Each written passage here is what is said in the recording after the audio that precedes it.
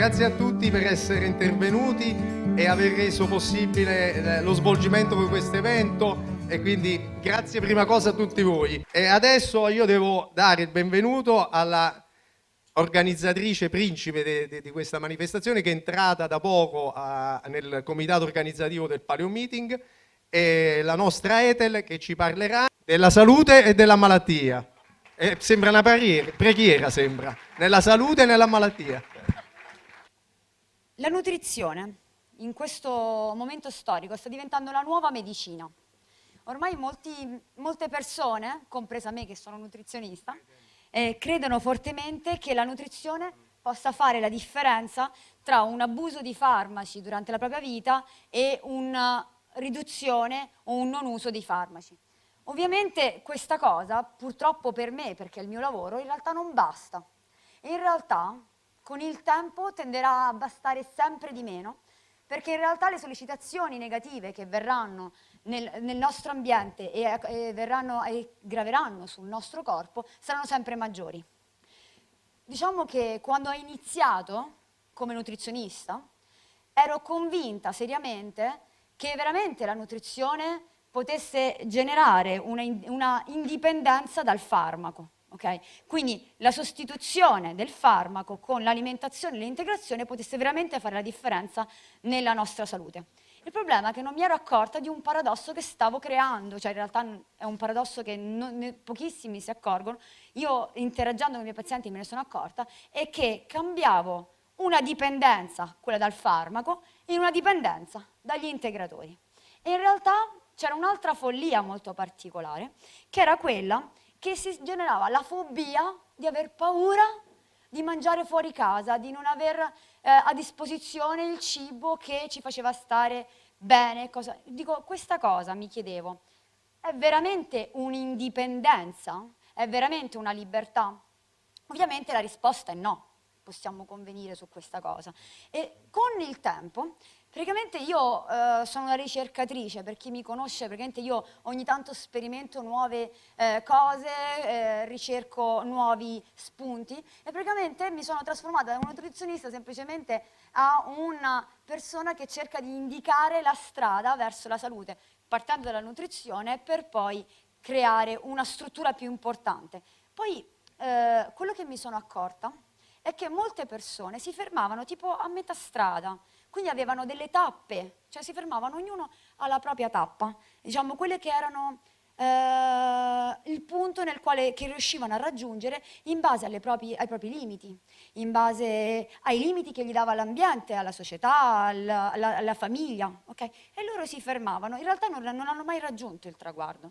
Poi ci sono una serie di pazienti che sono molto pochi rispetto alla totalità, tra cui alcuni sono qui in quest'aula, e che mi seguono praticamente passo passo. Ogni passo che faccio io, loro di riflesso lo fanno insieme a me.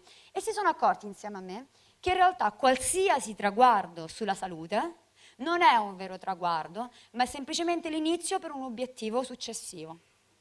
E questo, non esiste la fine per una salute ottimale.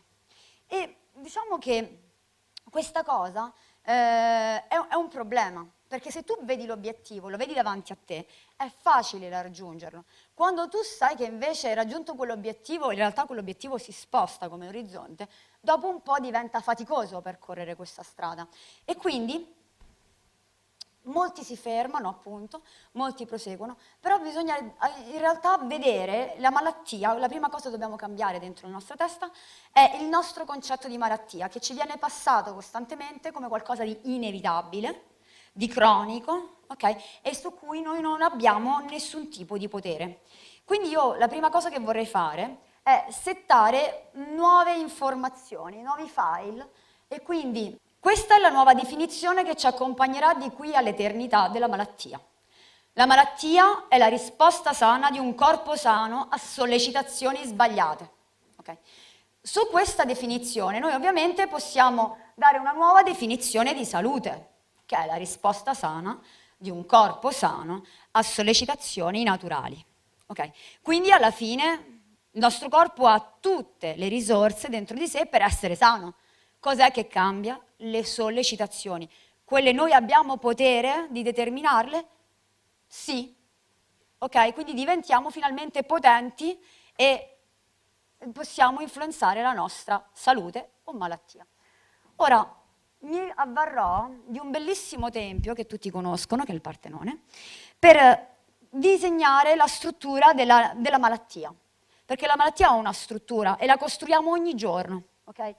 Come tutti i tempi, la nostra malattia è composta da un basamento che costituisce praticamente la società e l'ambiente, è costituito da questo. Che cosa sono la società e l'ambiente? Semplicemente ciò che noi nel momento in cui nasciamo, nel momento in cui veniamo messi al mondo, ci troviamo come eredità da parte dei nostri genitori, dei nostri nonni e quelli che sono venuti prima di noi. Okay? Poi sopra di questo noi costruiamo le colonne. Le colonne sono le nostre abitudini. Sono quelle che noi coltiviamo grazie all'esperienza dei nostri genitori, che ci viene insegnato da loro, che modifichiamo nel tempo in base alle nostre esigenze, alle nostre predisposizioni. E poi, in base alla nostra capacità, noi ci strutturiamo in salute o in malattia. Ora, di queste colonne, qual è la più importante, secondo voi? Tutte. Tutte sono importanti, hanno tutte quante la stessa altezza, la stessa struttura. Okay?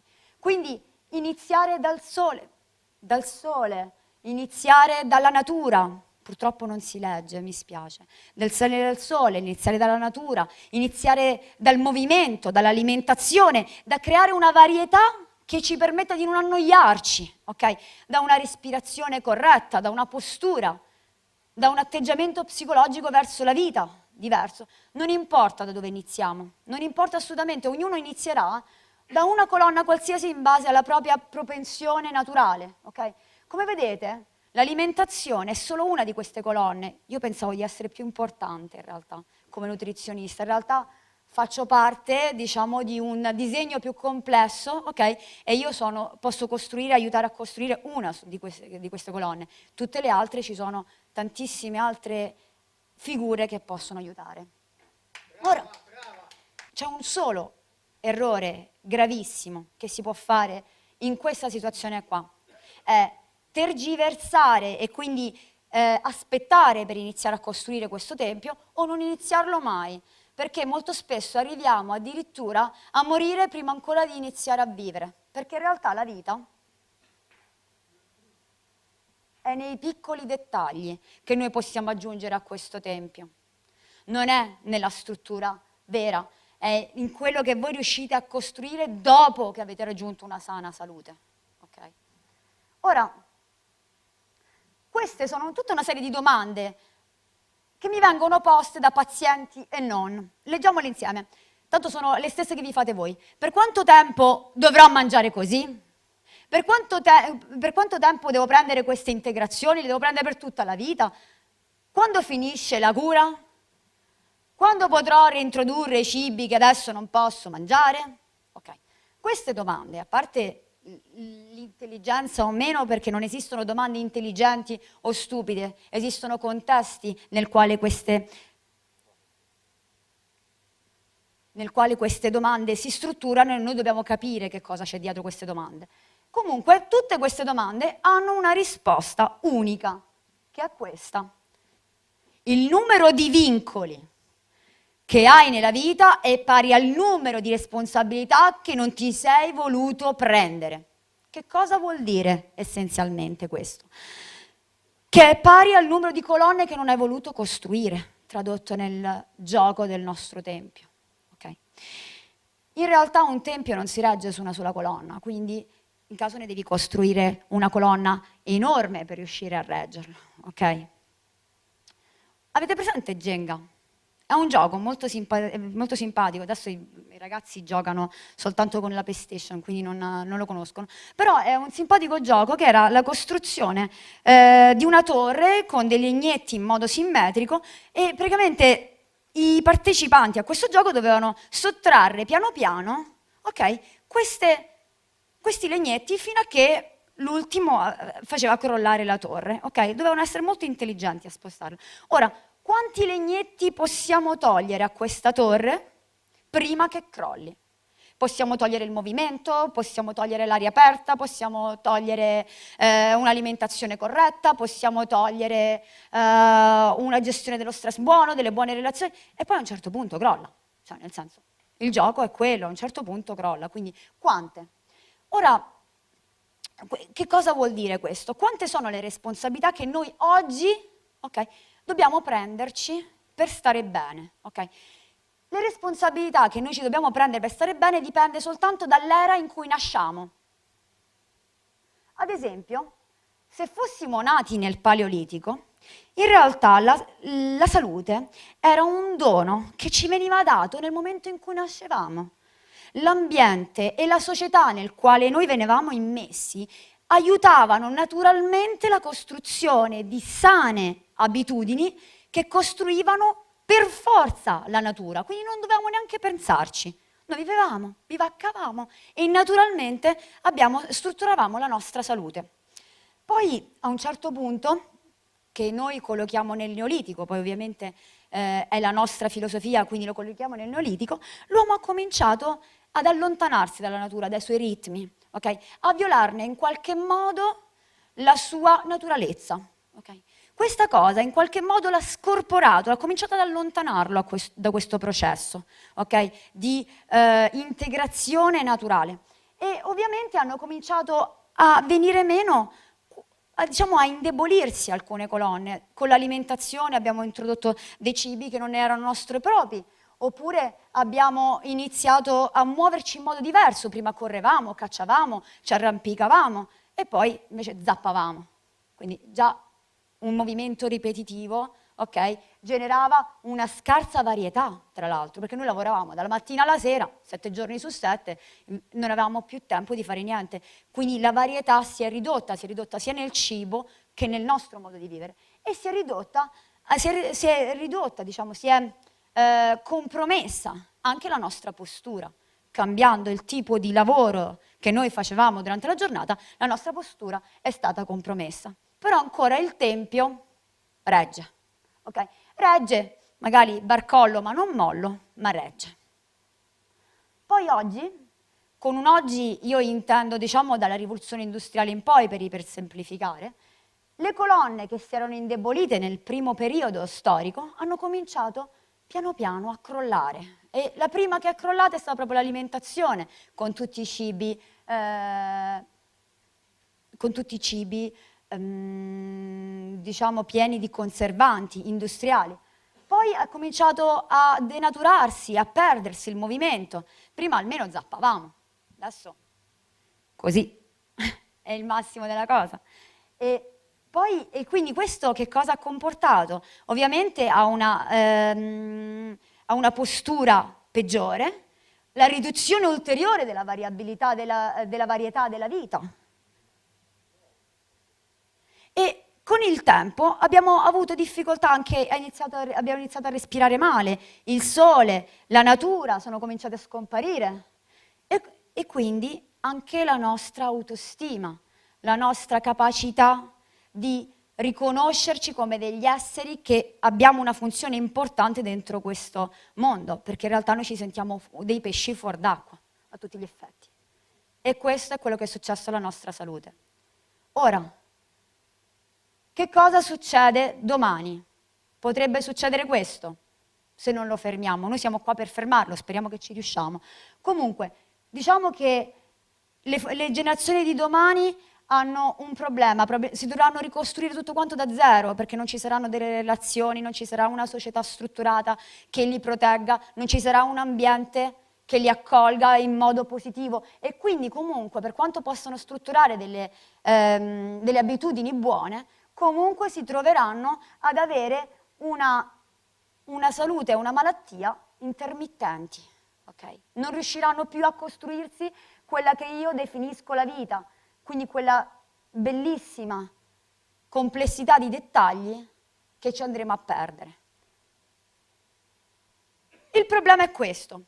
Noi non siamo più malati, non siamo più paranoici delle vecchie generazioni, ma quello che è più malato è l'ambiente in cui viviamo. E quindi noi ci ritroviamo così. Noi siamo dei giocolieri equilibristi che cerchiamo razionalmente di controllare quello che nella sua perfezione la natura faceva naturalmente. Ovviamente noi non siamo bravi come la natura e quindi noi facciamo studi su studi per cercare di bloccare tutte le variabili. Ogni volta scopriamo diciamo una variabile diversa che influisce sulla nostra salute e poi a un certo punto cominciamo a scoprire che in realtà le variabili, ci sono delle variabili che non possiamo più controllare, sono fuori dal nostro controllo e questa cosa ovviamente ci porterà inevitabilmente a un processo di completa malattia se non interveniamo. L'alternativa a questa cosa, che è una follia, ok? Lo vedete, è una follia. L'alternativa a questa cosa è utilizzare uno strumento che noi abbiamo in dotazione da sempre, ma non l'abbiamo più allenato, che è l'istinto. L'istinto è quella cosa che ti permette di fare la cosa giusta seguendo lo stimolo, ok? Che il corpo riceve. Ora, come facciamo a sapere che stiamo facendo la cosa giusta? La dobbiamo sentire, ma noi siamo ancora in grado di sentirlo? In realtà, quello che succede è che il nostro corpo ci parla tutti i giorni, ok? Il suo linguaggio sono i sintomi, ok? Sono tantissimi, ma noi non li ascoltiamo perché molti di questi sintomi sono entrati a far parte di un rumore di fondo della nostra società che viene considerato normale. Normale non vuol dire sano. Se tu vuoi essere normale in questa società vuol dire che sei malato. La salute non esiste nella normalità della nostra società. Okay? Quindi noi che cosa ci hanno passato? Che è normale avere mal di testa, che è normale avere un ciclo doloroso, che è normale invecchiare. Non è vero, non è vero e ci sono molte persone che ce lo dimostrano, ok? Arrivando ad età improponibili che stanno meglio di noi che abbiamo 30 anni. Okay? Quindi anche l'invecchiamento. Quindi che cosa dobbiamo fare per imparare ad ascoltare il nostro corpo? Dobbiamo imparare a silenziare tutte le sollecitazioni dell'ambiente, che sono come dei macigni su di noi, ok? Questa cosa, praticamente, ci distrae costantemente, tant'è che noi che cosa chiediamo per prima cosa al medico? Cosa devo fare per stare meglio? Oppure, cosa devo prendere per farmi passare il mal di testa? E se non fosse questa la domanda giusta da fare, ma è cosa devo togliere per stare bene? L'abbiamo visto con gli ungheresi, hanno tolto quasi tutto, hanno lasciato soltanto la carne. Chi è rimasto sconvolto, ok, da quella relazione? In realtà spesso la risposta è nel togliere, perché in realtà tutti quegli stimoli praticamente generano dei distrattori che impediscono al corpo di comprendere realmente quello che gli sta accadendo. E quindi praticamente soccombe sotto il peso della vita, il nostro corpo. Ora, io sempre nella mia ricerca ho sperimentato diversissimi strumenti, ok?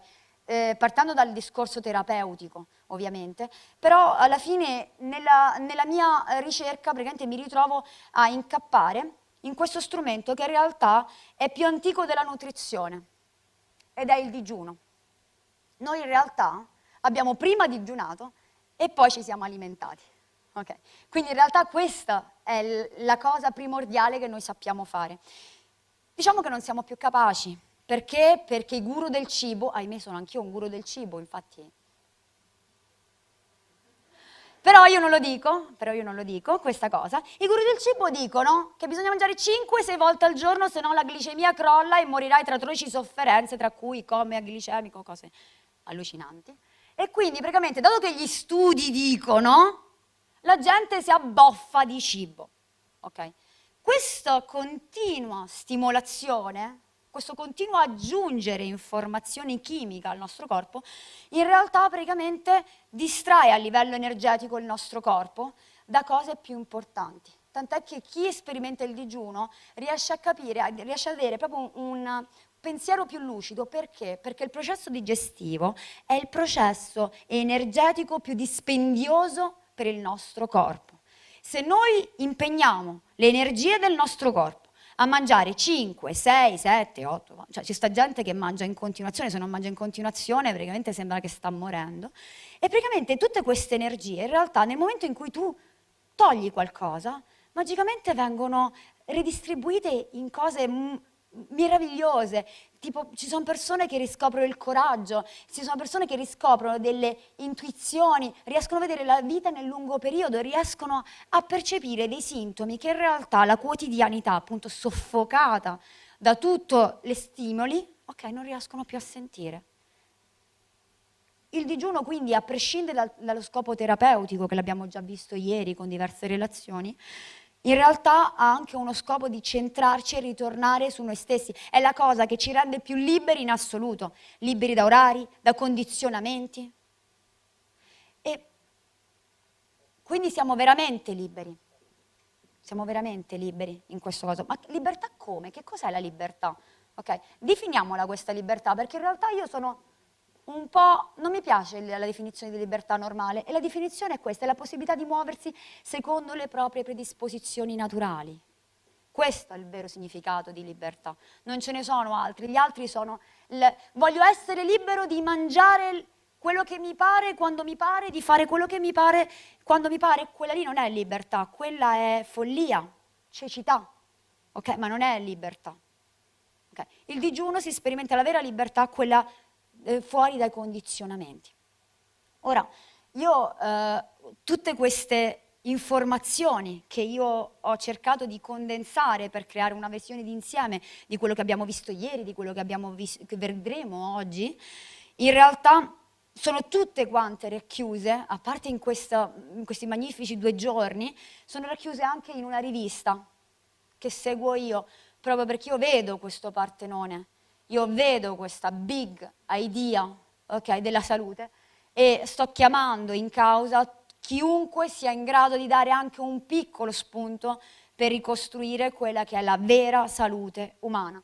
E quindi io vi chiedo di contribuire e di far diffondere queste informazioni fuori da quest'aula e oltre questi 2 giorni, e di portarvi a casa anche solo una cosa, ma non come informazione, fatela, perché il cambiamento non è nelle informazioni, ma nelle azioni, ok?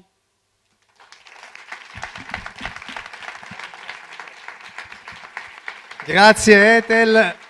Dopo continuerà lei a presentare, quindi non avrete questo brutto ceffo sul palco.